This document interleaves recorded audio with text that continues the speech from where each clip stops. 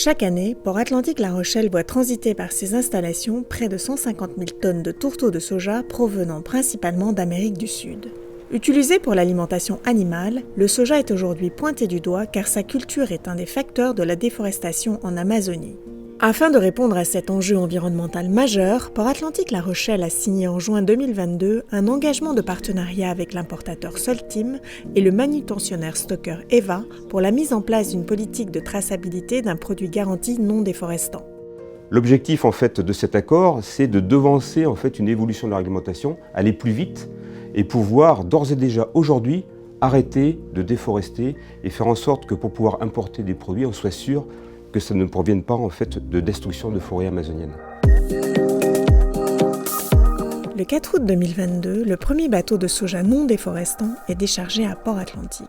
C'est l'aboutissement d'un long travail collectif entre notre fournisseur, l'ONG Earthworm, et le Grand Port Maritime de La Rochelle aujourd'hui.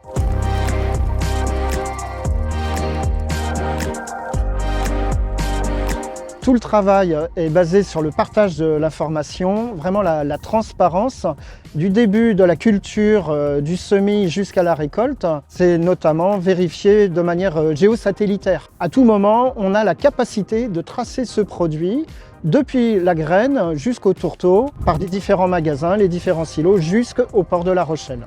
Le tourteau de soja tracé est ainsi stocké par l'entreprise EVA dans un hangar spécialement conçu à cet usage.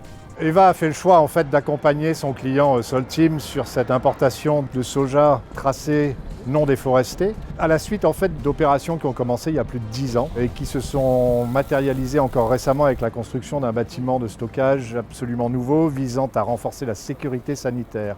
Pour s'en assurer, les négociants de la CAVAC, coopérative leader de l'alimentation animale dans le sud-ouest, viennent régulièrement vérifier la bonne qualité du produit livré. Aujourd'hui, pour la CAVAC, c'était très important de nous mettre dans ce projet sur le soja non déforestant pour plusieurs raisons. Sur la façon qu'on appelle aujourd'hui du champ à l'assiette, c'est de pouvoir sourcer des produits dont on connaît l'origine, dont on connaît la façon dont ils ont été cultivés, dont ils ont été importés, dont on connaît quasiment l'impact carbone que cela représente pour les livrer sur nos usines.